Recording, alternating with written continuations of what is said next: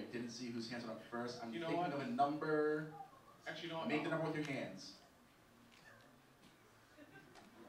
That was a bad idea. I see it too. I'm a very simple person, small numbers.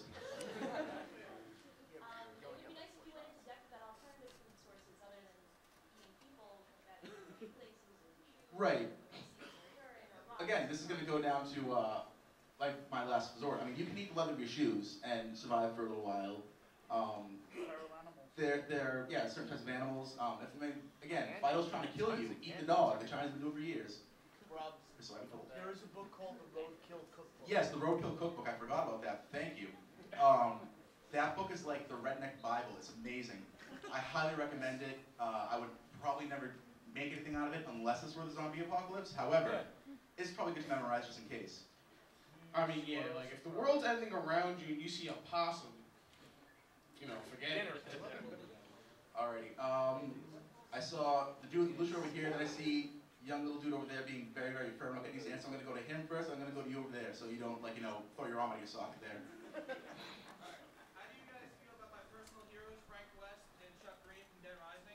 Alright, how do I feel about your personal heroes, Frank West and Chuck Green? Well, Frank's covered wars, and he is a OG. However, they kind of like him, kind of don't like him, in the sense that West is kind of a tool when you think about it. I mean, let's face it, I don't want him to survive. Green, he's awesome. However, he does things that are unreasonable and make you feel inferior as a human being. You can't dual wield a goddamn chainsaw spear. It doesn't happen. So I like them in the sense that they're kind of cool, action hero-y kind of wise, except for Frank. But I don't like in the sense that they just make me feel bad about myself. Little dude who was like having about to throw his arm out of the socket.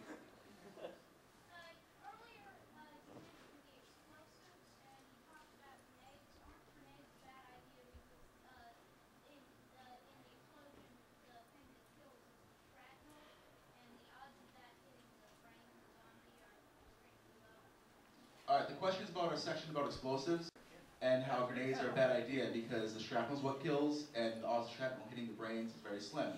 You are completely correct. That is why the grenades listed under situational weaponry, not primary or secondary.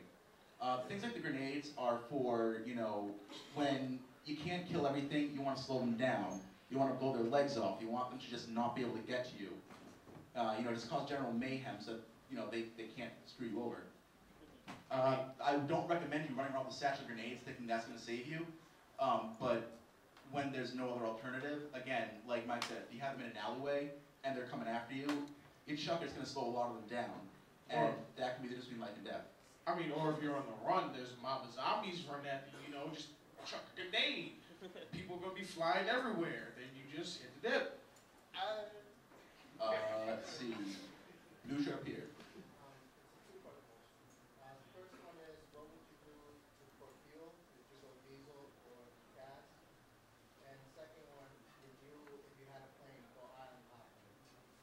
Alright, the question is, what would you do for fuel, diesel, and gas-wise? And if you have a plane, would you go island hopping? John, you want to answer that? We're talking too much.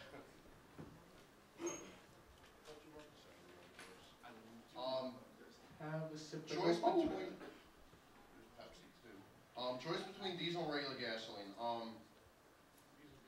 Diesel gets you better MPGs, but during the winter, a diesel engine does take some time to warm up before it'll actually start.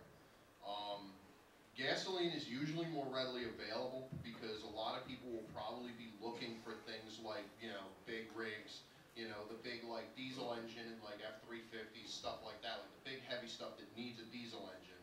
I mean, if you can find an available source of diesel fuel, as long as you can keep your engine warm in the winter so you can go at a moment's notice, I'd say diesel, but especially in the outset, you're probably going to be limited to gasoline. And as for island hopping, if you can find a plane and someone who can fly it in enough islands with landing strips, it's definitely worth a try.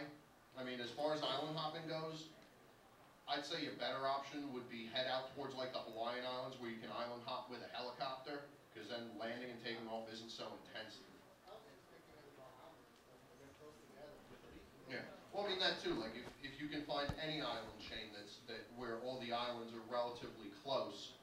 You know, a helicopter would probably be better than a plane, but, you know, as long as you don't put yourself and your group in, you know, too much in harm, it's definitely feasible. Well, you pick, 'cause I don't know who's got their hand. You know what? Let's go with guy in the back who's been waiting. Yeah, let's say we have a full-on Left 4 Dead type of outbreak. What do we do about special effects? We've had a lot of debates about that. Run, fool, run! They're gonna kill you! Honestly, pretty much the same thing you do when you play Left 4 Dead, you know. Try and survive long enough to figure out what they can all do, and then, you know, just teamwork and watch each other's backs. And don't wake the witch. Don't pop pills. No, popping pills is for, you know, After. yeah. It's the after party. No acid.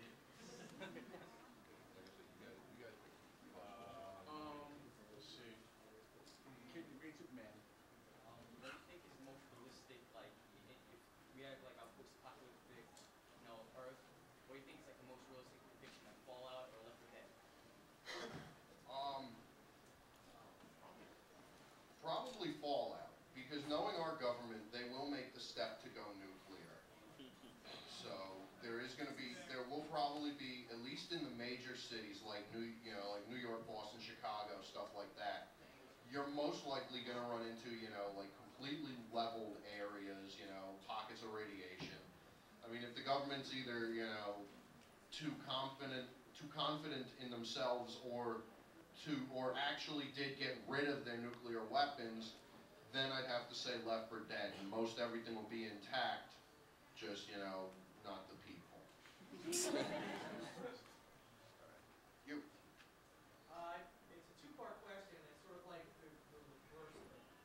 If you have a compound, you've established the base of operations and everything, how do you recommend handling if stragglers and survivors are at your gate, let us in, and the flip of that, if you're going to the compound and you encounter one, do you think you're better off trying to hook up with them, or are you better off just to go and find your own way?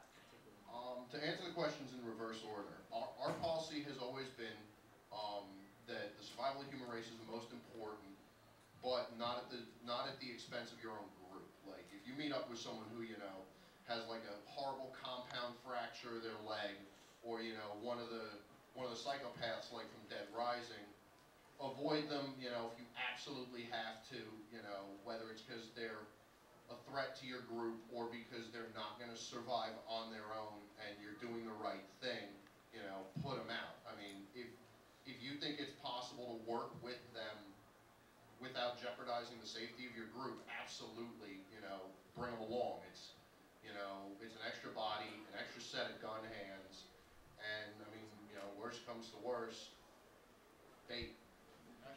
And also make sure you inspect them thoroughly. Like, you're not, not hiding a bite somewhere on their leg. One more thing to add to that. That guy. I also recommend, if anyone's seen High School of the Dead, the anime series, Oh my god. Yes. it's so actually, good. as far as group dynamic goes, study that. Not for the weird sexual tension, but for, everyone knows that creepy ass teacher that's like, I will be the leader in the new age. That's a psychopath you don't want in your group, because you don't know he's psycho at first, and then it becomes very clear, and he turns people against you from your own group, and you don't want David Koresh running around in charge of the last humans on Earth. And as for the compound, generally the same thing. Like, if you think you can get them in without, compromising the security of your compound, absolutely bring them in. Make sure the first thing you do, give them, complete, strip search, body check for anything that could possibly be a zombie wound. Cavity search. Whoa, buddy. I ain't doing it. You're a really strange place to get hit. Yes, please.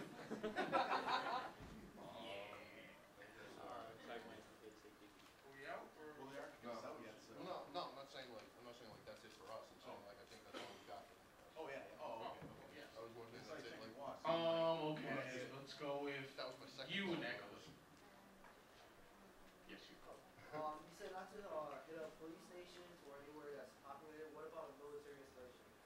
They have MREs, they have weapons readily available, they have barricades already set up.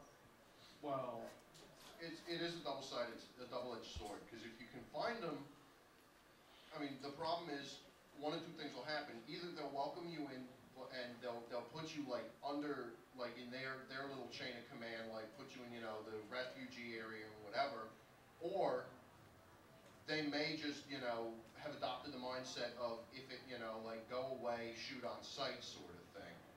You know, I mean, by all means, if you can find, like, you know, the world's largest armory and nobody's home, you know, go for it. Like, I've had that plan for a while. But that definitely entails, you know, a hefty amount of recon and surveillance before you actually make your presence known. Yeah, I mean, if the military is still there and they're doing the whole refugee thing, you know, I didn't just fight my way halfway across the country to be told to sit with all the other doobies and, like, give up my guns and give up any command that I've established. You know, Yeah, that's because you're a crazy brother. well, yeah, that's because I'm a psychopath and my brother prepares for all kinds of crazy ass shit. And let's face it, I could probably arm an entire army myself as it is. However, point is, I give it to the man. Fight the power. We didn't land on Zombie Rock. Zombie Rock landed on us. damn right. Like I said, just keep beating me people to death. Let's see. You. I thought you guys kind of didn't emphasize the need for blades over guns enough, because main fact, blades don't run out